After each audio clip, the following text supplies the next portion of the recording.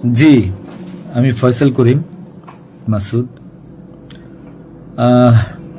বিগত 12 ডিসেম্বর ওসমান হাদির নামে যে ব্যক্তির হত্যা মামলার আসামি আমাকে করা হয়েছে। আসলে আমি এই মামলার সাথে, এই ওসমান হাদির যে হত্যা, এই হত্যার সাথে আমি কোনোভাবে প্রত্যক্ষ বা পরোক্ষভাবে জড়িত না। এটা পুরোটা একটা মিথ্যা বানোয়াট একটা নিউজ বা যেটাই বলেন আসামি আমাকে করা হয়েছে। করার পিছনে বেশ কিছু কারণ আছে, কারণ আমি তার প্রচারণে ছিলাম। আমি তার অফিস বলেন, আড্ডাখানা বলেন, যেটাই বলেন, আমি সেখানে ছিলাম। সেখানে থাকার পিছনে মূল কারণটা হলো, আপনারা জানেন যে আমি অ্যাপেল সফট আইটি নামে একটা প্রতিষ্ঠানের মালিক। বিগত 10-12 বছর ধরে এই প্রতিষ্ঠান আমি চালাচ্ছি। এই প্রতিষ্ঠান থেকে আমি প্রায় 20-30 কোটি টাকার কাজ করেছি, উইদাউট তদবির, সুপারিশ ছাড়াই। কারণ আমি ব্যাটল অফ 71-এর প্রতিষ্ঠাতা। ব্যাটল অফ 71-এর মতো একটি গেম বানিয়ে আমি বাংলাদেশে জাতীয় পুরস্কারও পেয়েছি। আমি সফটওয়্যার ইঞ্জিনিয়ার, আমি এমবিএও করেছি। এখন কথা হচ্ছে সেটা না, কথা হচ্ছে যে আমি সেখানে কেন গেলাম। সরকার পতনের পর আমার ব্যবসা প্রতিষ্ঠানে অনেক লস হয়, যেখানে আমি ঋণগ্রস্ত হয়ে যাই। তো আমি কিছু কাজ, নতুন কাজ, আইটির কাজ জমা দিয়েছি। তো আমি তাদেরকে জমা দেওয়ার পর আমি দেখলাম যে তদবির সুপারিশ এখন দরকার হবে, কারণ যেহেতু আমার ব্যক্তিগত প্রোফাইলে এখন কোনো কাজ হচ্ছে না। তো আমি ওসমান হাদির ওখানে যাই, তার সাথে কথা বলি। বলার পর সে আমাকে আশ্বস্ত করে বলে যে সে আমাকে কাজ পাইয়ে দিবে। এই বাবদ সে 5 লাখ টাকাও চায়। আমি 5 লাখ টাকা দিই তাকে। নগদ চেয়েছিল, আমি নগদই দিয়ে দিয়েছি। দেওয়ার পর সে আমাকে বললো, ভাই আপনি অ্যাজ এ ডোনার হিসাবে আপনি আমার যেই প্রোগ্রামগুলো হয় নির্বাচনী প্রচারণা, একটা অফিস দিয়েন, বা প্রচারণের মাঝে মধ্যে একটু ছেলে পেলেরে হাদিয়া দিয়েন। তো সে হাদিয়াই বলে আসলে বেসিক্যালি। তো আমি এরপরে শুক্রবার আমাকে আসতে বলে, আমি প্রথম শুক্রবার তার সাথে যাই, প্রচারণা করি।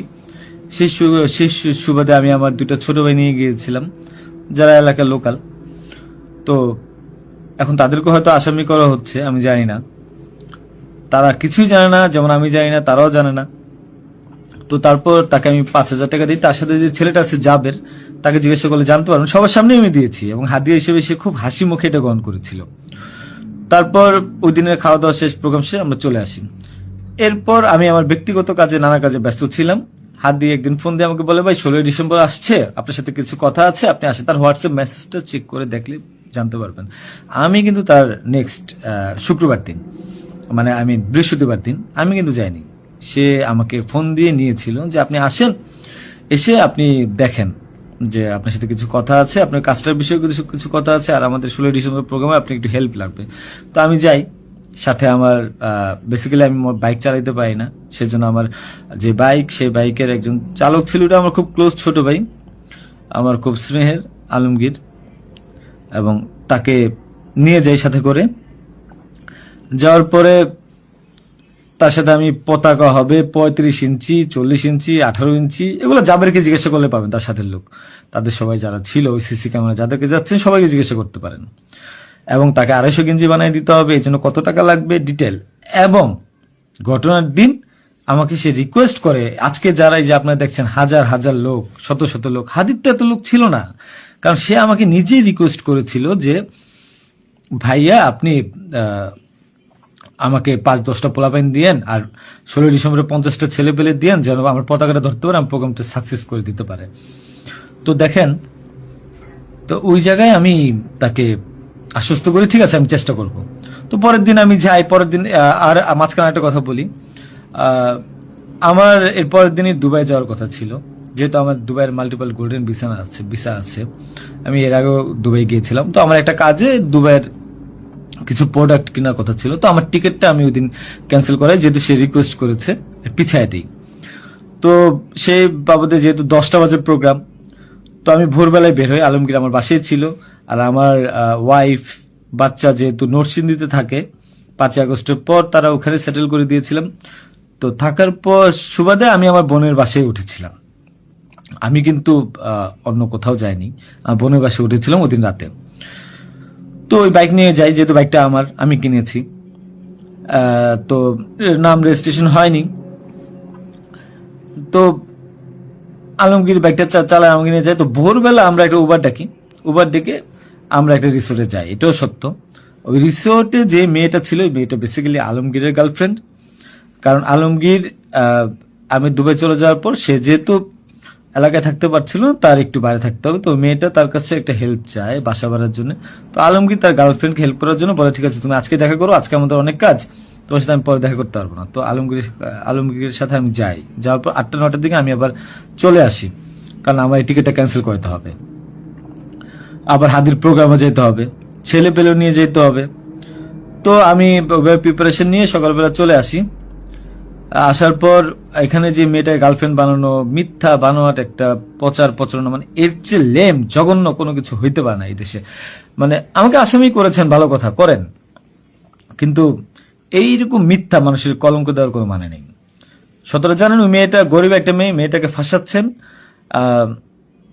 মেয়েটাকে দিয়ে যা মন চায় তাই বলান। এখন কথা হলো যে আমি প্রোগ্রাম করেছি হাদিকে, যে ওদিন কথা বলেছি, এবং ওই দিন আমি তাকে আবার 10,000 টাকা দিয়েছি, পোলাপানকে খাওয়া দিয়েন। আমি আমার বাইক নিয়ে যাই, কে বা কারা এই হত্যাকাণ্ড ঘটেছে আমি জানি না। আমি 10 মিনিট আগে তার কাছে বিদায় নিয়ে চলে আসি। আসার পর আমি বাসায় আসি, যেহেতু আমি যাব দুবাই, আমি টিকিট ক্যান্সেল করেছি। আপনারা দুবাইয়ের টিকিট গুলা দেখতে পারেন। আমি একটু দেখাই একটা জিনিস আপনাদেরকে। এই যে দেখেন আমার দুবাইয়ের মাল্টিপল ভিসা। 1 মিনিট।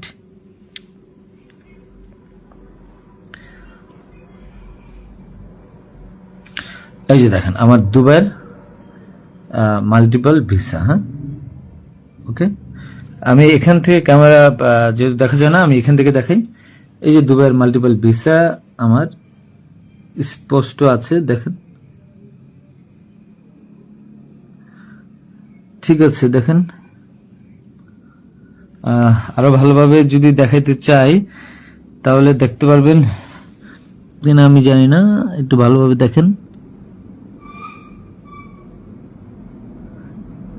যাই হোক, এটা আমার দুবাইয়ের ভিসা। তো এরপর আমি এই যে আমার দুবাইয়ের ভিসা, আমার ওইদিন টিকিট ক্যান্সেল করি এবং আমি যাবো আমার কাছে বিদায় নিবই স্বাভাবিক। আমার ভাগিনা একটা আছে 5 বছর বয়স, সে আমার মোবাইলটা ফেলে দেয়। মোবাইলটা ফেলে দেওয়ার কারণে যেটা হয়েছে যে আমার এই মোবাইলটা নেওয়ার জন্য আমার 2 ভাগিনা খুব দৌড়ঝাঁপ করে মোবাইলটা নিয়ে আসে। আমার কাঁধে ব্যাগ ছিল, এখন ব্যাগকে অস্ত্রের ব্যাগ বানিয়ে দিচ্ছে, কিচ্ছু করার নেই আমার, যা বলবে তাই সত্য। আর আমার বাইকের নাম্বার প্লেট চেঞ্জ করে নাম্বার ম্যানহোল থেকে উদ্ধার করা, আমার বাবার 2বার ব্রেন স্ট্রোক করছে, তাকে দিয়ে উদ্ধার করানো, এটা কোন নাটক আমি জানি না।